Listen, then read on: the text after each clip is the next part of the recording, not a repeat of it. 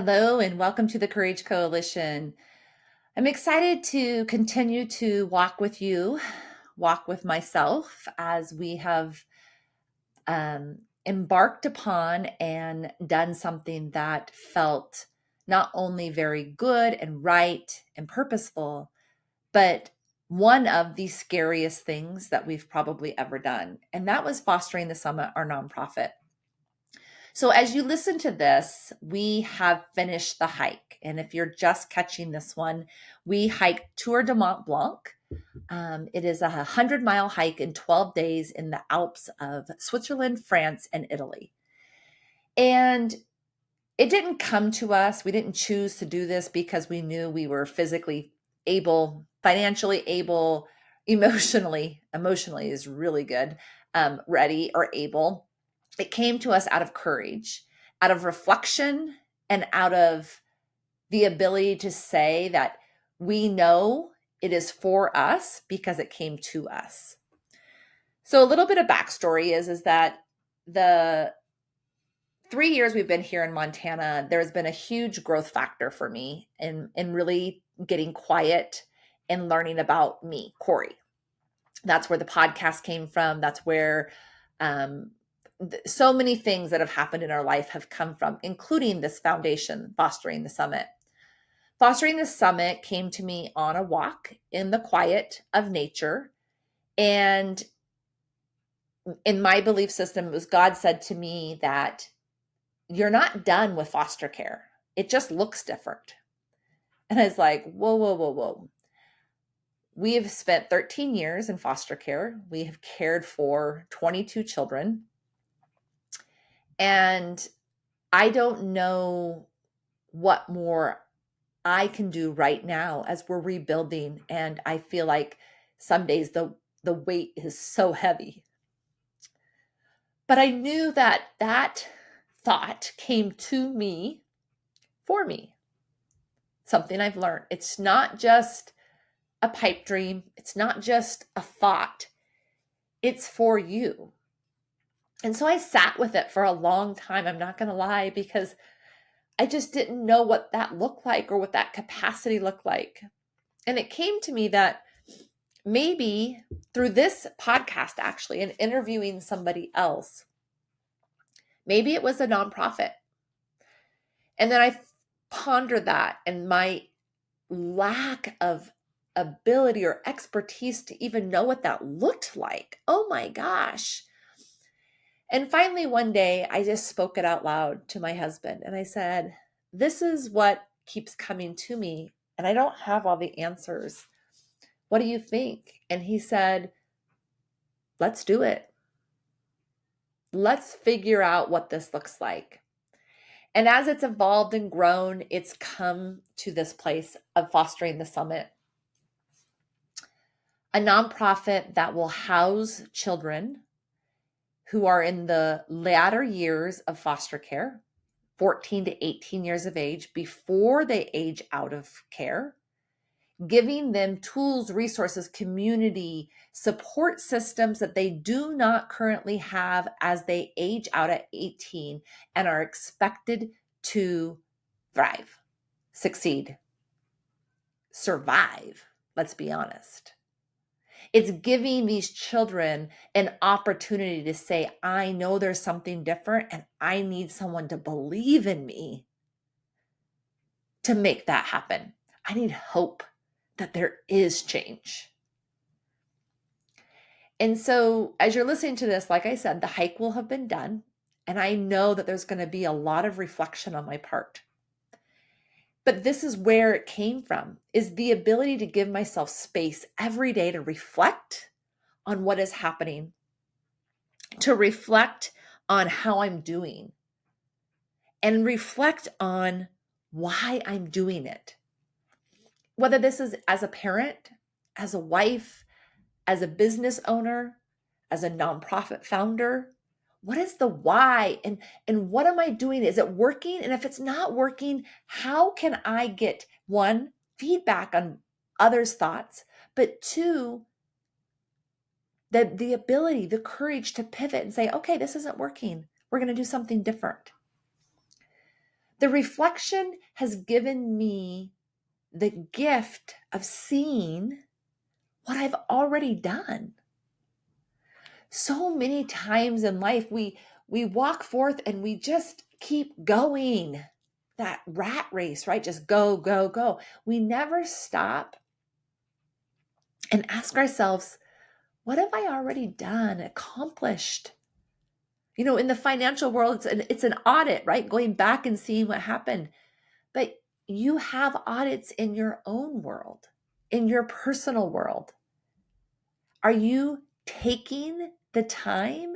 Are you giving yourself the gift and celebrating what it is you've already done? I can go back and think to early childhood and know that part of this is part of my purpose. I've always loved to help children. I've always loved to nurture and care for children. I've always created spaces for people, whether that was playing house as a small child and nurturing my stuffed animals and my baby dolls, whether that was from caring for my siblings and creating space. Remember, creating space isn't just physical, it can be emotional, right? Creating space. One of the things every person says about me is that you are the best hugger. You guys, that's creating space for someone to feel felt and seen and acknowledged and loved. I create spaces. It's who I was born to be. Creating birthdays for my children, graduation parties, weddings, bridal showers, baby showers. I have created space for people to feel important. This is just the next chapter, the next level of what I was born to do. But I was only given that gift currently, the gift of knowing that who I am is exactly who I'm supposed to be. Who I am is what God created me to be, on purpose, for a purpose. And we don't celebrate that enough. We don't teach our children that enough. We don't love in that way enough. We want to go back and believe that our success has to do with our titles, our bank accounts, the accolades that we collect in life. But success, in my opinion, is about living in your truth. But that came and that comes with reflection. I recently did a life path reading, which comes down to numerology, but it also has some human design and some astrology in it. And yes, I have a huge, deep Christian faith, but I have a huge, deep faith of universe, of the totality of where we live and what it provides us and what it tells about us, down to the time we were born, the day we were born, the place we were born. All of it is about who we are.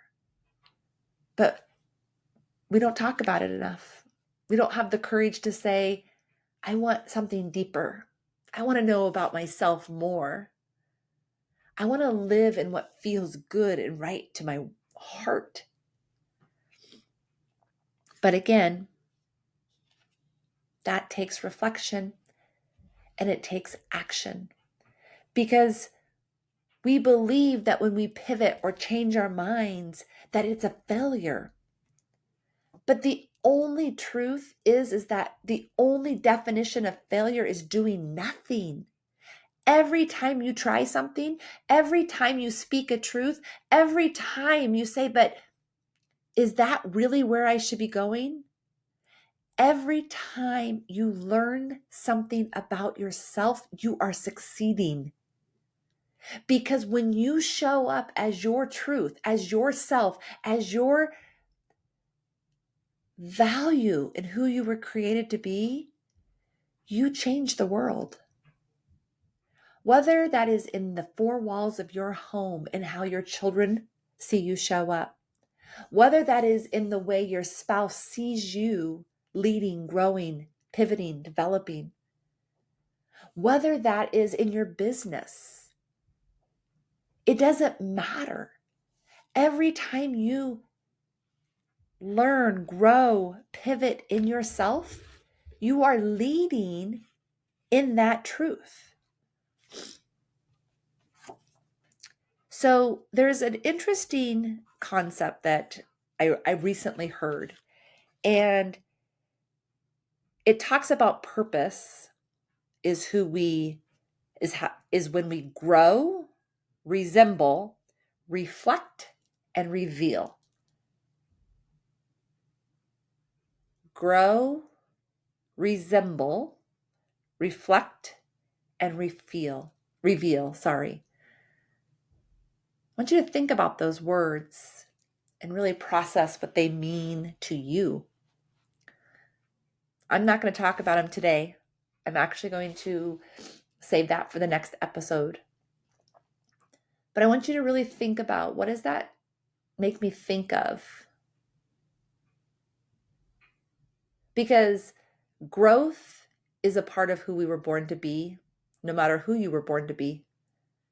But we get stuck in a cycle of comfort, a cycle of not good enough values, beliefs, not smart enough, not wealthy enough, all the things we could go on. But this hike has taught me that I get to choose every day my growth, my abilities, my mindset, my thoughts, my values, my beliefs. I get to choose. And that's the core of all of that growth has come from reflection. So are you giving yourself the time, the quiet to reflect and ask yourself the questions? What are the questions? How am I doing? And why am I doing it? And pivoting and asking others for feedback. Others' opinions are not a bad or good thing. It's a reflection of somebody else's thoughts. So, are you giving yourself the time to reflect? And then are you having the courage to step forth in action in that of which you reflect upon? I hope you have a great day, and I will see you next week.